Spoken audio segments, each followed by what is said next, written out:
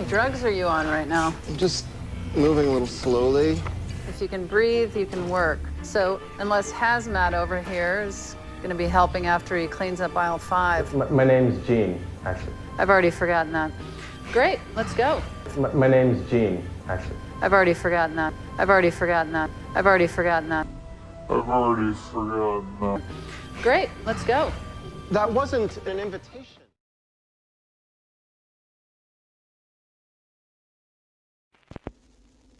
I think probably the most often asked question about the show is why the Star Trek phenomenon?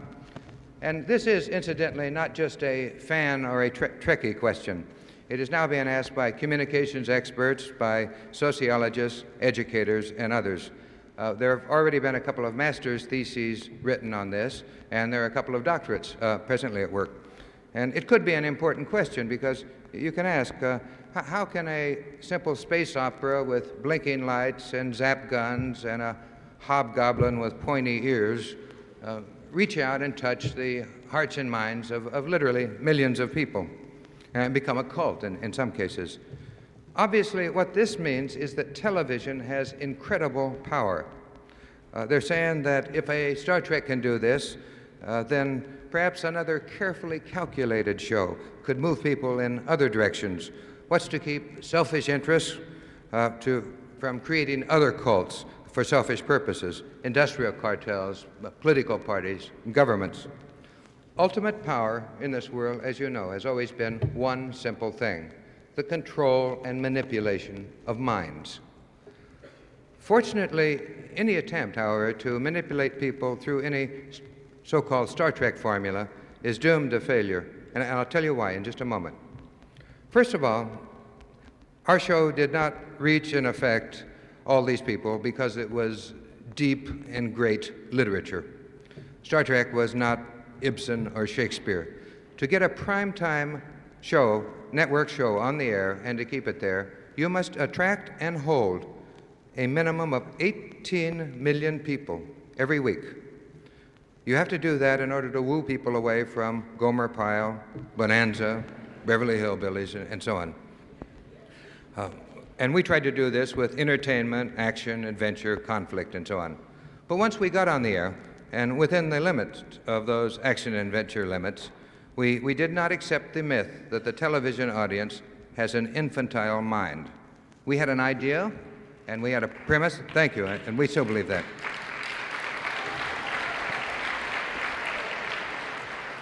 As a matter of fact, we decided to risk the whole show on that premise.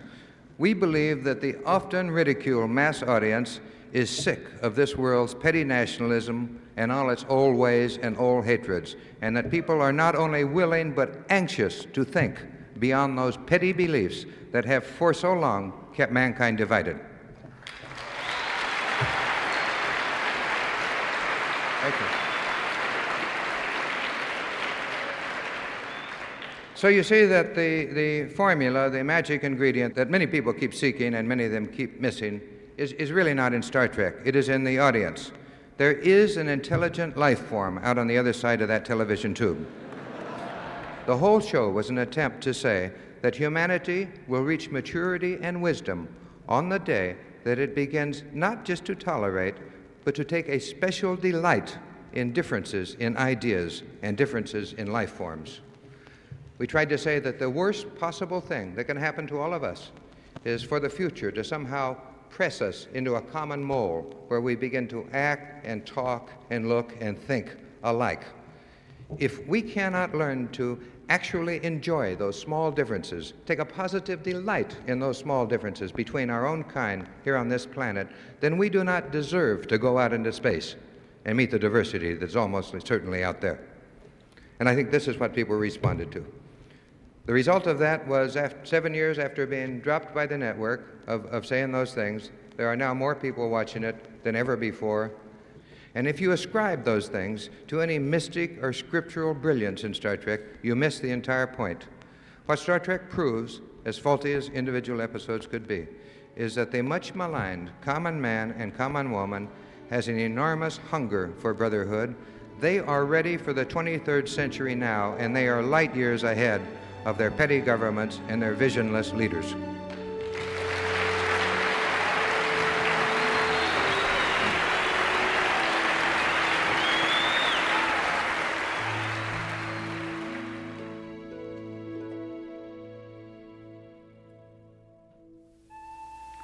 I just wanted to share with you something that may lift your spirits as it did mine those many years ago. All that nonsense about the dangers of mixed races living together on a spaceship or anywhere, and how some parts of our country were certain to refuse to televise Star Trek because we showed such things. The hatred that would supposedly flood our mail, turning sponsors against us. In all the years of Star Trek, we never received so much as one such letter. Not one.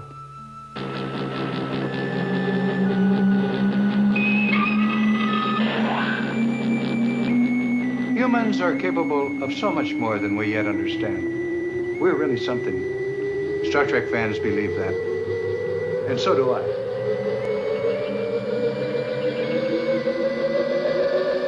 For us, no limits.